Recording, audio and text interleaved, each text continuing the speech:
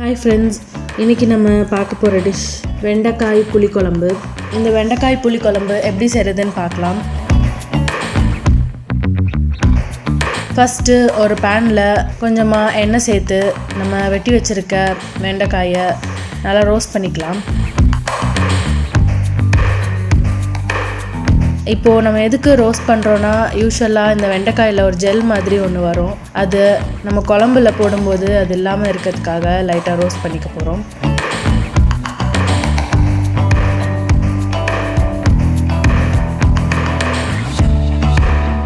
இதை ரோஸ்ட் பண்ணியாச்சு. இப்போ தனியாக எடுத்து வச்சுக்க போகிறேன்.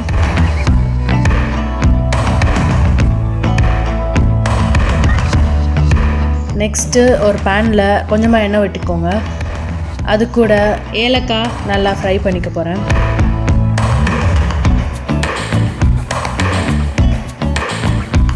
அடுத்ததாக வெந்தயம் சேர்க்குறேன்.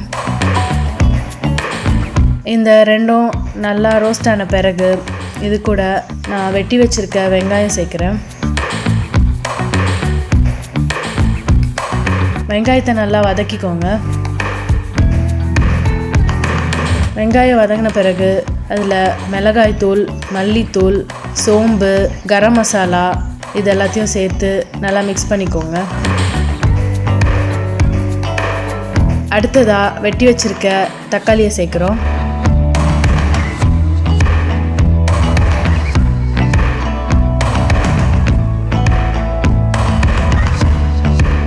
நல்லா மிக்ஸ் பண்ணிக்கோங்க. தக்காளி நல்லா வதங்கணும். கொஞ்சமாக தண்ணி சேர்த்து நல்லா வதங்க விடுங்க. அப்போ தான் நல்லா சாஃப்ட் ஆகும்.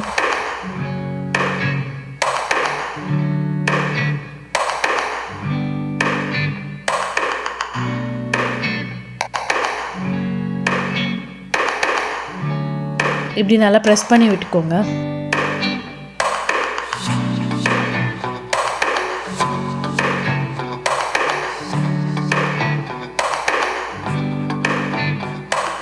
அடுத்த ஸ்டெப், நம்ம கரைச்சி வச்சுருக்க புளிக்கரைசலை எடுத்து இது கூட சேர்க்க போகிறோம்.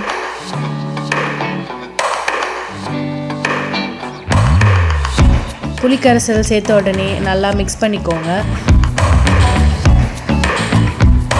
இப்போது நம்ம லைட்டாக ரோஸ்ட் பண்ணி வச்சுருக்க இந்த வெண்டைக்காயும் சேர்க்க போகிறோம்.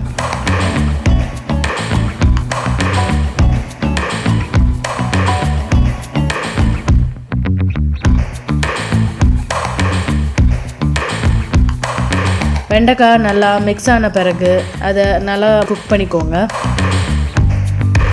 திக்னஸ் பார்த்து இப்போது அது கூட தண்ணி சேர்த்துக்கோங்க.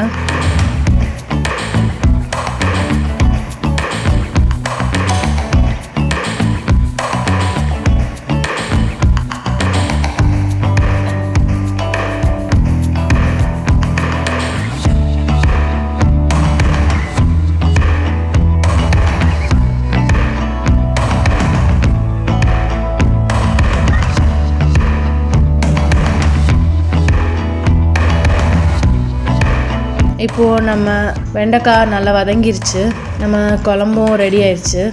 இப்போது பார்த்தீங்கன்னா நம்ம ஃபஸ்ட்டு ஊற்றின ஆயிலெலாம் வெளியே வர ஆரம்பிச்சிருச்சு. இது ஒரு நல்ல இண்டிகேஷன் குக் ஆகிடுச்சுன்றதுக்கு. கண்டிப்பாக ட்ரை பண்ணி பாருங்கள்.